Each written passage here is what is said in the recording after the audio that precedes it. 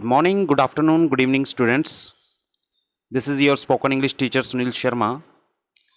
Today we are going to talk about proverbs which are very much useful for us. तो proverbs आपको पता हैं, जिनको आप हिंदी में लकोक्तियाँ बोलते हैं, तो बड़ी ही यूज़फुल होती हैं ये जब राइट सिचुएशन पे ये बोली जाएं. Right, so let's start. So first of all, like and subscribe. This is not proverb actually. Like and subscribe. Student, one thing is there. I want to tell you that जब ये video share करता हूँ तो आप WhatsApp से देखने की बजाय जो ब्लू लाइन लिंक होता है यूट्यूब का, उससे देखें और फिर उस चैनल को लाइक और सब्सक्राइब करें. उससे मुझे व्यू पता चलता है भी कितने स्टूडेंट्स ने देखा है.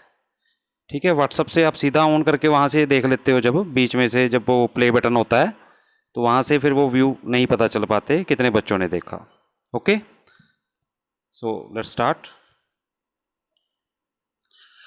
अ friend in need is a friend indeed. Our first proverb is a friend in need is a friend indeed. देखिए, इसमें इंडीड क्या होता है? इंडीड होता है जिसको हम बोलते हैं वास्तव में. वास्तव में तो क्या है इसका मीनिंग है भी, जिसको बोलते हैं हम मित्र वह जो विपत्ति में काम आए. दोस्त वही होता है जो हमारी मुसीबत में काम आए. तो a friend in need is a friend indeed. Okay. Second, one lie leads to another. One lie leads to another. हम बोलते हैं ना भी एक झूठ हजार झूठ बुलवाता है. कई बार क्या होता है, हम कभी झूठ बोल देते हैं कोई बात पर, फिर उस झूठ पे जब आगे कोई इंटेरोगेशन करता है तो हम फिर से एक झूठ बोलना पड़ता है, फिर से एक झूठ. तो एक झूठ बोलने का हमको क्या सिला मिलता है? बहुत सारे झूठ बोलने पड़ते हैं और फिर लास्ट में पता भी चल जाता है. तो कहते हैं one lie leads to another, so we should avoid it. तो एक झूठ हजार झूठ बुलवाता है. One lie leads to another, यानी एक झूठ हमको फिर अगले पे ले जाता है, फिर अगले पे ले जाता है. Right. Our next proverb is style makes the man. Style makes the man means जो आदमी की पहचान होती है वो कपड़े से ही होती है. काफ़ी हद तक ठीक है. Style makes the man. हम देखते हैं, हम किसी की ड्रेस सेंस जब देखते हैं तो हमारे बिना उससे बात किए, बिना हम उसके बारे में जाने, एक इमेज क्रिएट हो जाती है सिर्फ उसकी ड्रेसिंग सेंस होती है उसको देख करके. तो कहते हैं स्टाइल मेक्स द मैन. भी आदमी की जो इज्जत होती है वो काफ़ी हद तक उसके कपड़े से होती है, स्टाइलिश, अच्छे. Okay, so next. Our next proverb is there is a time for everything. There is a time for everything. There is a time for everything means हर चीज़ का एक वक्त होता है, हर चीज़ का एक सही समय होता है. कई बार हम किसी काम में बहुत जल्दबाजी करते हैं, भैया अभी हो जाए, ये काम अभी हो जाए, तो पर उसके लिए जब राइट टाइम आता है तो वो काम अपने आप हो भी जाता है. जब आप एफर्ट्स करते रहते हैं तो एक टाइम आता है वो काम हो भी जाता है. तो कहते हैं there is a time for everything. Right. Our next proverb is it takes two to make a quarrel. It takes two to make a quarrel. quarrel आपको पता है झगड़ा होता है. तो हम कहते हैं ना एक हाथ से ताली नहीं बजती. एक हाथ से ताली नहीं बजती, यानी कि हम कसूर होता है जब किसी का, तो जो फॉल्टी होते हैं तो दोनों ही होते हैं. कई बार स्टूडेंट्स करते हैं, जैसे क्लासेस में भी बोलते हैं अभी इसने ये किया, इसने ये किया, तो कहीं ना कहीं मोस्टली गलती दोनों की होती है. तो इसलिए कहते हैं it takes two to make a quarrel. भी ताली एक हाथ से नहीं बजती, ताली दोनों हाथों से ही बजती है. Right. Our next proverb is give loan enemy own. Loan आपको पता है उधार होता है, एनमी दुश्मन को बोलते हैं, ओन अपना. तो गिव लोन यानी उधार दो, एनमी ओन दुश्मन बनाओ. उधार दीजिए और दुश्मन बनाइए. आपको पता है अगर आपसे कोई पैसे की डिमांड करता है, उधार मांगता है, ज़्यादातर हर किसी के लिए नहीं। तो पैसे देने के बाद क्या होता है, बहुत से लोग ऐसे होते हैं दोबारा कॉन्टैक्ट ही नहीं, आप फ़ोन करोगे फ़ोन नहीं उठाएंगे, और भी बहुत बातें अवॉइड करना शुरू कर देंगे। तो कहते हैं गिव लोन एनमी ओन, बस उधार दो, दुश्मन बनाना है तो उसके बाद दुश्मन तो अपने आप बन जाएंगे, right. Give loan enemy on. Next one is barking dogs seldom bite.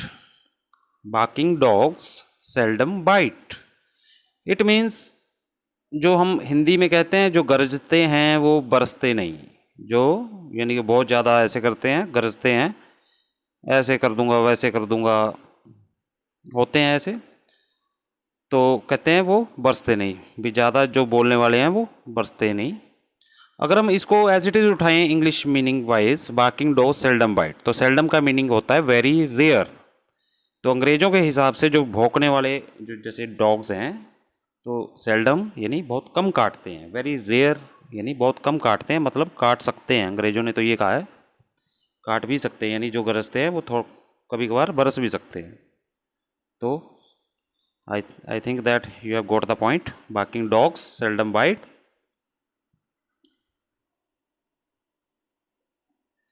Our next proverb is a bad workman always quarrels with his tools. A bad workman always quarrels with his tools. ये होता है नाच ना जाने आंगन टेढ़ा। कहाँ use किया जाता है, जब किसी को कोई काम तो होता नहीं, काम करना नहीं आता उसे, और बाद में एक फोल्ट निकाल देता है कुछ चीज़ में।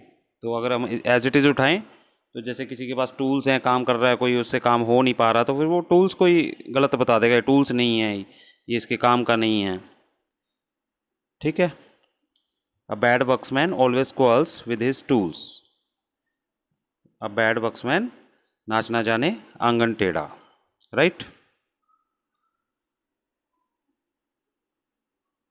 A man is a slave to his stomach.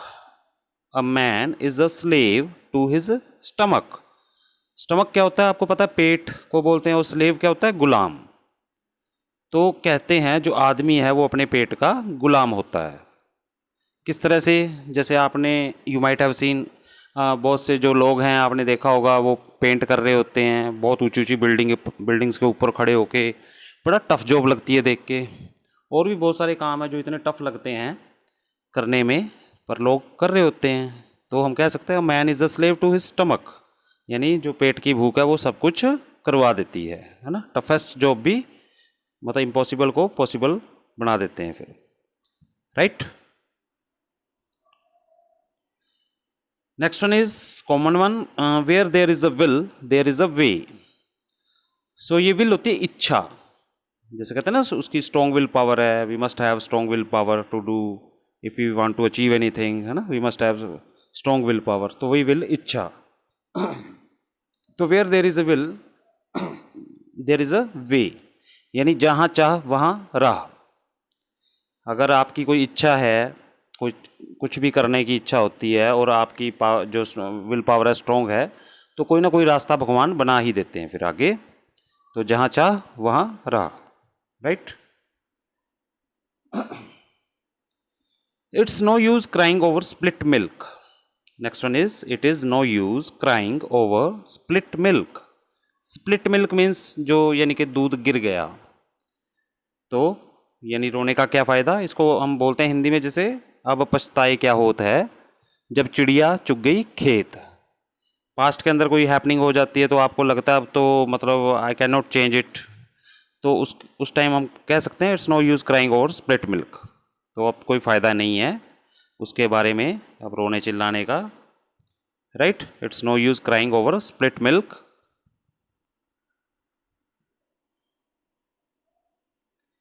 Next one is think of devil and devil appears. Think of devil and devil appears, यानी शैतान का नाम लिया शैतान हाजिर। कई बार क्या होता है, हम किसी अपने दोस्त की या किसी की बात कर रहे होते हैं तो एट द सेम टाइम वो आ जाता है वहीं पे, हम बोल सकते हैं think of devil and devil appears. शैतान का नाम लिया शैतान हाजिर, लो इसी की बात हो रही थी, ये आ गया। Think of devil and devil appears, devil वैसे शैतान को बोलते हैं। Our next proverb is no pain no gain. No pain no gain. अगर किसी काम के लिए आप पेन नहीं लेते तो गेन यानी आपको कुछ प्राप्त भी नहीं होगा. कोई भी काम करने के लिए मेहनत तो देखो लगती है ना. It takes a lot of sweat. बहुत सारी मेहनत लगती है, पसीना बहाना पड़ता है, फिर जाके काम होता है. तो जब तक आप वो नहीं करते तो नो गेन, कुछ फिर आपको you are not going to get anything. तो आप पेन लेके ही कुछ गेन कर सकते हैं. तो no pain no gain. Understand? So it is not a proverb. Don't forget to like and subscribe. Yes, you know it is common in YouTube video. Okay, bye bye students. I hope you understand the proverbs. See you in next video. Till then, bye bye.